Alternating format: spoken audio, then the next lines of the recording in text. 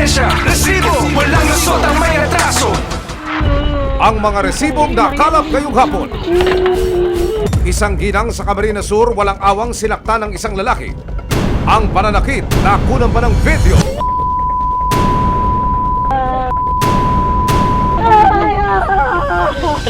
Sa cellphone video makikitang tinadyakan ng lalaki ang ginang na itatago namin sa pangalang Sheila. Hindi pa nakontento, sinabunutan din siya ng lalaki. At nang aming i-review ang video, napag-alaman naming asawa pala mismo ni Sheila ang nanakit sa kanya. Itatago namin siya sa pangalang Dante. Aba-aba, ganyan ba magbakal? Karinyo brutal? Bawal yan! Isang menor de edad mula sa Rizal, nilapastangan at pinagsamantalahan. Ang mas masaklap, ang suspect na matanda, kakilala daw ng biktima. Shocking ang revelation. Hindi siya nakapagsumbong kaagad kasi natatakot siya at binabantaan siya. Papatingin siya. Sa loob ng 5 taon, nagpalipat-lipat ng hideout ang matanda. Hindi pwede yan.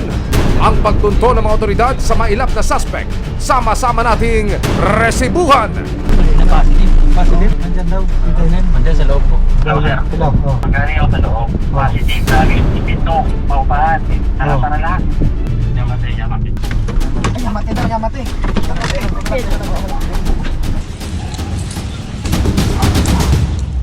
Anumang reklamo, bibigyan tugon. Bawat hinaing at problema, hahanapan ng solusyon. Ito ang bago ninyong sandigan, hindi palalampasin ng mga tiwali at maligawi. Dito, walang ligtas ang abusado at lalong walang lusot ang may atraso. Dahil ang lahat, hahanapan natin ang resibo. Magandang hapon, ako po si Emil Sumangil. Suspect sa pangahalay na walang parang bula. Makalipas ang 5 taon ang suspect, natunto ng hideout. Tapos na ba ang maliligayang araw niya? Dumulog sa resibo ang ginang na itatago namin sa pangalang Beth. 2022 nang magsumbong ang dalagitang kamag-anak ni Beth na itatago namin sa pangalang Karina sa ginawang panghihipo raw sa kanya ng isang kasamahan sa bahay na si Rodrigo, hindi niya tunay na pangalan, at isang senior citizen. 9 na taon na raw nilang kilala at kasama sa bahay si Rodrigo. Isang gabi, nakita kong tumatakbo si Karina palabas ng kwarto. Tinanong ko siya, bakit siya tumatakbo?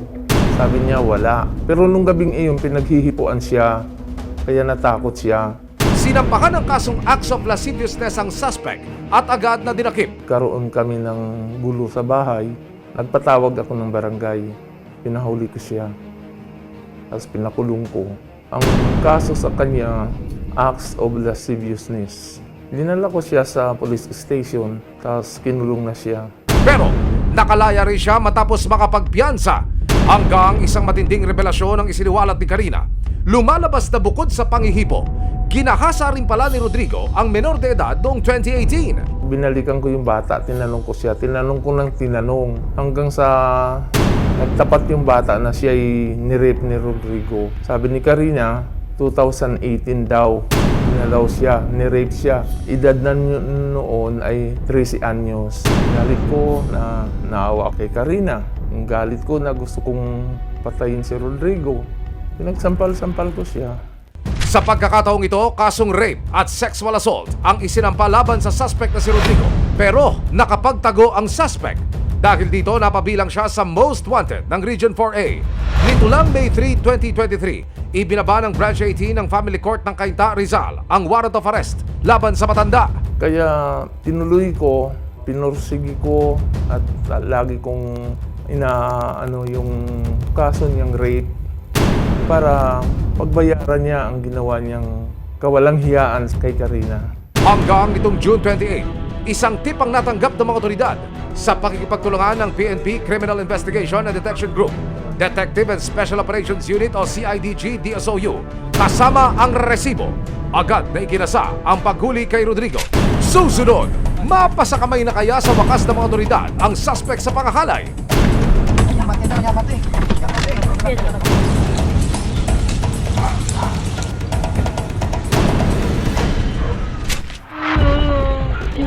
Abangan mamaya! Isang ginang sa Camarines Sur walang awang sinakta ng isang lalaki. Ang pananakit nakunan pa ng video.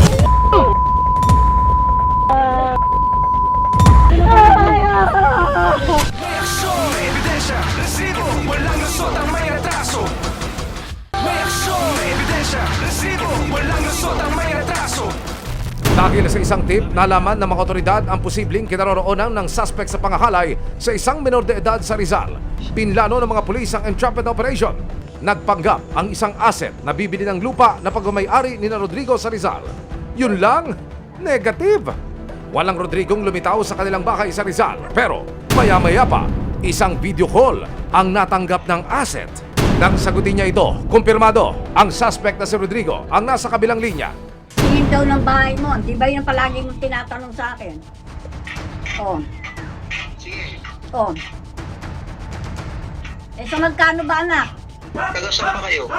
Sa ano po, Kainta lang po. Mahirap yan. Kainta yan eh. Saan kayo sa Kainta? Sa may ano lang po, sa Flatway po. Sa may tulay. Oo, malayo yan. Oh. Ba't kayo nakapunta dyan? Nasabi lang po sa amin nung ano, na nagbinebenta daw po dito. Hindi man nagpakita, hindi tumigil ang mga otoridad sa pagtugis sa kanya. Hanggang sa isa pang tip ang nakuha nila na posibleng nasa Marikina City si Rodrigo. Sinuyod ng CIDG, DSOU at Resibo ang dalawang barangay sa Marikina City. Titignan natin yung bahay na sinend ko dyan sa messenger natin. Tignan nyo kung meron kayong suspect siya na yun, tao kayo agad o ano, hinto kayo para tignan nyo mabaigi. Ano? Kasi medyo dito na yun eh. Makalipas ang ilang oras na pag-ikot, wala pa rin ang hinahanap na suspect. Pero sa tulong ng social media, natunto ng address ng live-in partner ni Rodrigo. Dito na lumitaw ang posibleng kinaroroonan ng matanda. Ang lokasyon, Makati City. Hindi na nagpatumpik-tumpik pa ang grupo. Maghiwalay ulit tayo, umikot kayo. Ito sir, pati itong ano, ito yan oh. Nilooban dito yo. Sir, ito yan sir. Pare, sa lubong na yun, lapitan mo na agad yun. Galing ako sa loob. Positive, galing ipinto, paupahan. Nakatara lahat. Yamatay. Ay, yamate.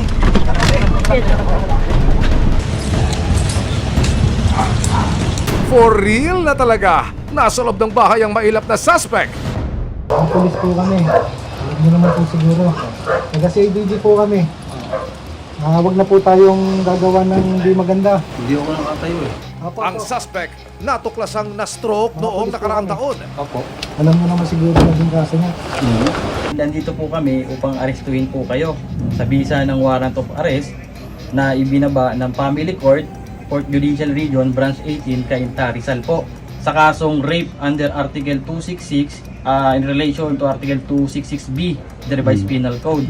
Kayo po ay may karapatang manahimik o magsawalang kibo. Ano man ang inyong sasabihin ay maaaring gamitin pabor o laban sa inyo sa anumang hukuman dito sa atin.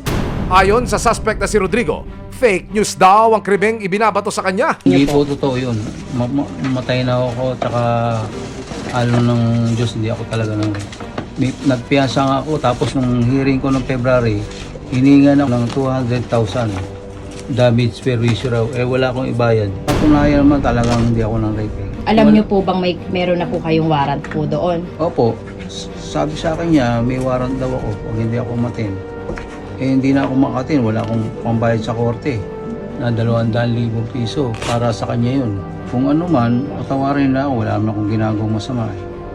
Para magpagaling na lang ako dito. At saka inom ko yung gamot ko. Iniinom ko eh. Mahal ang gamot ko eh. Pag naubos yan, wala nang bibili ng gamot sa akin. Tsaka pag humiga ako sa ganyan simento, iba pakiramdam ko. Nanginginig yung katawan ko. Pineperahan lang daw siya ni Beth, kaya siya sinampakan ng kaso. Hanggang sa nagkasakit ako, pinakulong niya ako. Hanggang sa hindi na ako mati ng hearing kasi nga 200,000. Sabi niya, damage per issue raw. Mari naman itong itinanggi ni Beth. Wala akong hinihinging pera sa kanya. Alam ko wala siyang pera. Anong hihingin ko sa kanya? At kung ako man hihingi, hindi 200,000 lang.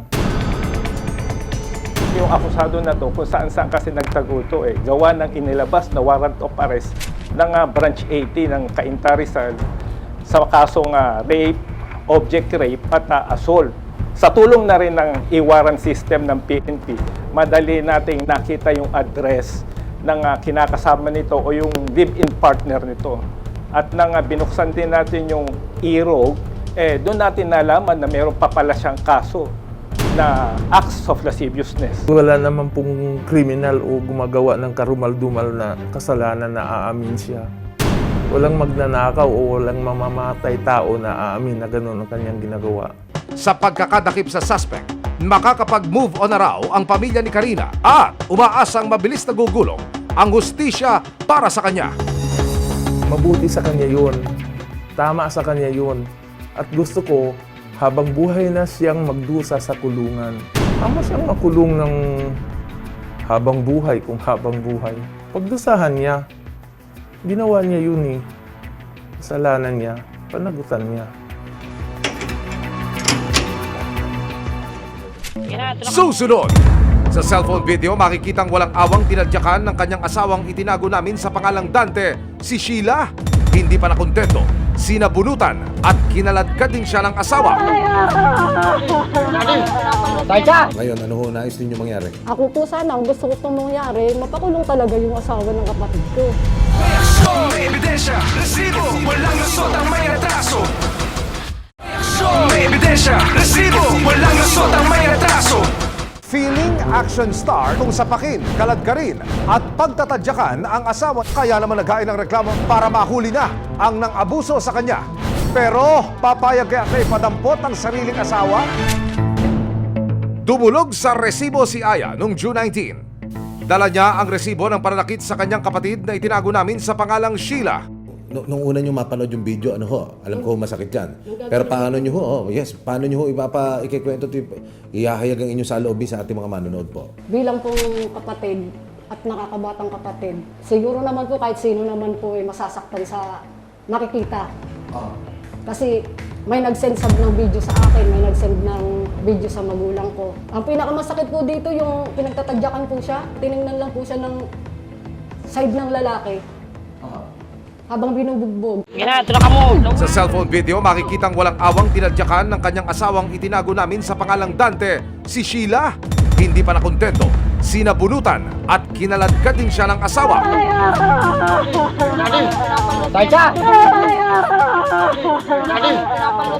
Pinapalo siya ng mukha.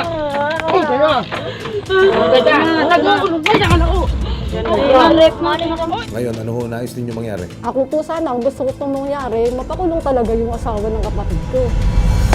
Wala na kaming inaksayang oras. Nagtungo sa Bato, Camarines Sur ang resibo. Dito, nakausap namin ang ina ni Sheila na si Aling Esther. Hindi niya tunay na pangalan. Ayon kay Esther, sobra siyang nasaktan nang mapanood ang video ng pananakit sa anak. Masakit po. Ako iyak ng iyak po. Nung makita ko pa lang yung video, dali-dali akong pumunta, hinanap ko naghanap kami sa kanya agad eh. Parehong may iniindang sakit ang mga magulang ni Sheila, pero sa kabila nito, hindi raw nila kakayaan na may malakit sa kanilang anak. Dahil kung ganyan din lang, sigaw ni Esther, isoli mo na lang ang anak ko! Kukunin ko pa rin siya kahit ganito wala kaming hanap buhay. Kukunin ko rin siya. Bahala na, mabubuhay naman. Kumakain pa naman kami kahit sa tatlong beses ang araw.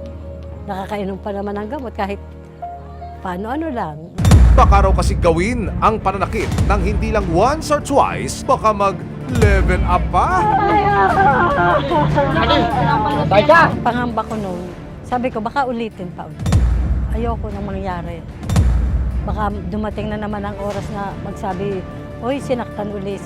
Ano, di masakit, ang sakit sa loob. Gusto ko lang lang yung anak ko na wag na sanang maulit ang nangyari.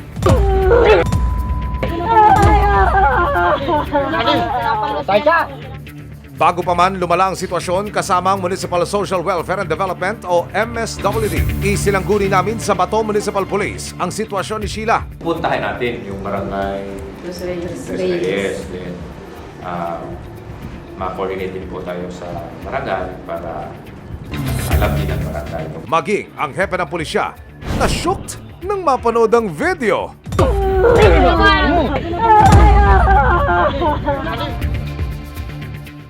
Pagsumbong mo dito, 19-20 na? 20 na po dahil isinend po yung video sa anak ko. 20 na po, tsaka ang gusto ko lang pong mangyari, kausapin na lang po ninyo muna yung kung anong niya, mangako siya na hindi na talaga niya gagawin. Dahil pag ganyan man ay, baka Kahit yan mga kasi cycle na Wala yan, yan. cycle of violence. Ano Dire-diretso yan. Wala yan. Hanggang Pakiusap, hindi wala yan matitigil. Ang ano niyan, dapat niyan i-separate na muna. Ayaw daw po niyang makulong ng asawa niya. Talagang Anyway, ayaw po niya. Doon na lang tayo sa ano, Punta na lang muna. kung anong magagawa natin para matulungan siya. So, hindi sa ayaw niya, kundi kung ano ang magagawa natin para matigil yung pananakit. Yan, opo, yun na lang Wow. po. Opo. So, Wala ring inaksayang oras sa mga operatiba. Dumaan muna sa barangay ang mga pulis at MSWD. i-rescue tayo. I-rescue. Pinupumpok na baba. Matagal na pinupumpok. Makita mo yung video. Sabi ko nga kung recently yan na pinakita sa akin at ako mismo ang pupunta dyan. Si Sarahan. Maraming report na yan sa inyo dito. Lakad papunta sa bahay. Pagdating sa bahay, natatan ng mga pulis ang lalaking nakita sa video na nanakit kay Sheila. Walang iba, kundi ang asawa niyang si Dante. So bakit mo sinasaktan yung asawa? Yun lang po sir nangyari yun kasi na ano sa akin yung anak ko na umuwi daw na madali ng araw. Na kuminom. Tapos sinabihan ko na tumigil na sa pag-inom baka magkasakit. Kailan ba nangyari yung pananakit mo? Nung gabi rin na uminom sila na magdamag. Anong, Kasi po, so sa tingin mo ba yung rason mo tama? Mananakit ka? Kasi na ano sabi niya, kahit sinaway kong tumigil sa pag-inom kasi pag magkasakit, walang ibang pipirwisyo kami rin. Ako, Pinaliwanagan din si Dante sa kasong posible niyang kaharapin. So alam mo ba na yung ginawa mo isang krimen? opo. Kasi violation yan ng 9262, ano? Meron tayong batas na violence against women and their children. Okay. Pag sinambahan ka ng kaso ng asawa mo, so makukulong ka. Kinausap din si Sheila ng hepe ng Bato Municipal Police. Pero si Sheila nakuha pang sisihin ng sarili. Ano po, kasalanan ko naman po. Kaya po nanon. Hindi rason yung kahit kasalanan mo, saktan ka. So, hindi justified yon. So, ngayon, papayag ka na lang ba na gano'n na lang ang gawin sa'yo ng asawa mo? Na, Hindi naman po ulitin yun. Naku ate, tapos na po tayo sa martyr era. Kinausap ng social worker si Sheila. Ay, isipirit ko muna po Sa barangay hall na itinuloy ng mga otoridad ang pagkipag-usap kay Dante. Hindi pwedeng pamarisa ng mga ganyan. Basta-basta mo na lang sasaktan ng asawa mo ng ganyan ang dahilan. Ano ba mat anong dahilan mo, mali pa rin. Nakausap din ng pulisya ang mismong kumuha ng video. Itinago namin siya sa pangalang Tessie. Ayon kay Tessie, hindi raw niya matiis na nakikitang sinasaktan ng kanyang kaibigan. Sabi ng kapatid ko, nakakatanda sa akin, saka yung kaibigan ko na nag-send sa kaibigan niya, i-video para ano naman mangyari sa babae. Tayuan niya maano, kaya videoan niya. Napatitingin lang kami sa kanya kasi naawa kami, wala kami magawa, puro kami babae. Paglilinaw nila Sheila at Tessie, hindi raw sila nagiinuman sa bahay bago sila sinugod ni Dante.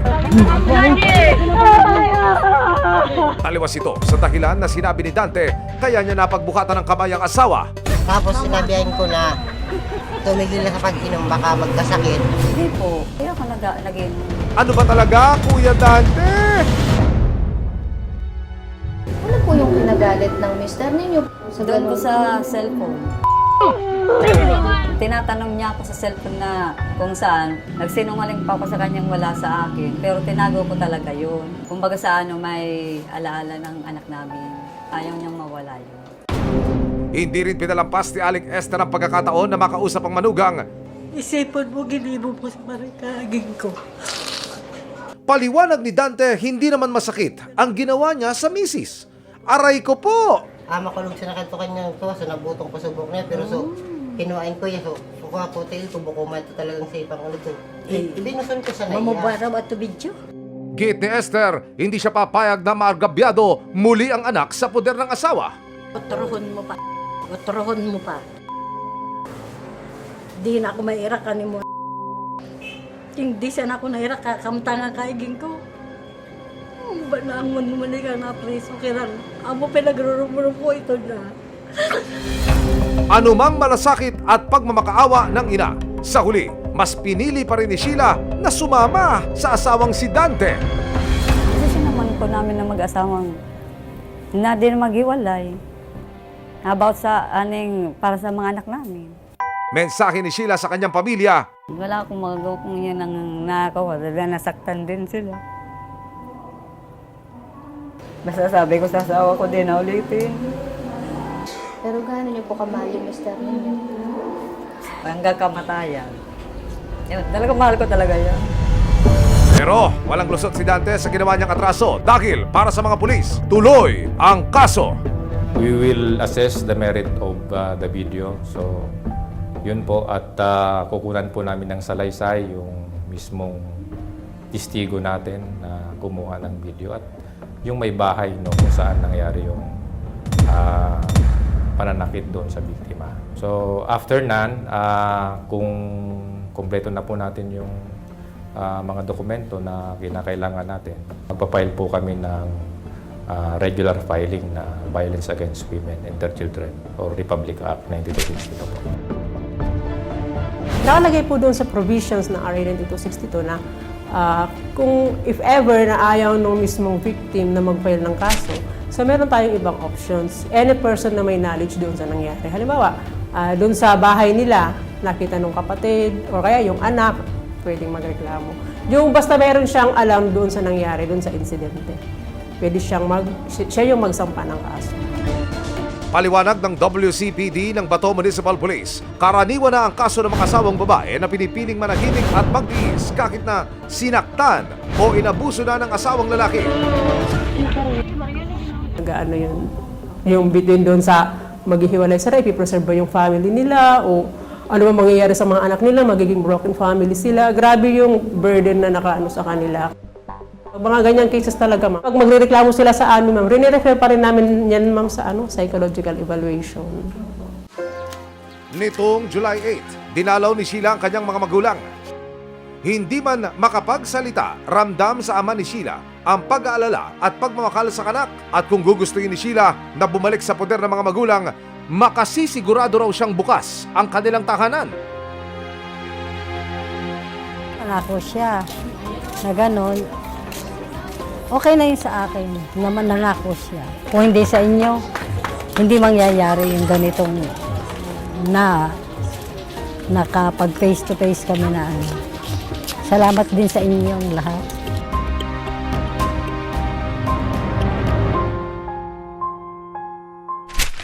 Walang lusot ang may retraso.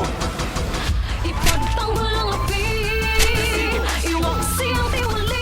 Sama-sama nating ituwid ang tiwali at baluktot, itakwil ang maling gawi at modus na bulok. Walang ligtas ang abusado at lalong walang lusot ang may atraso. Dahil ang lahat, hahanapan natin ang resibo.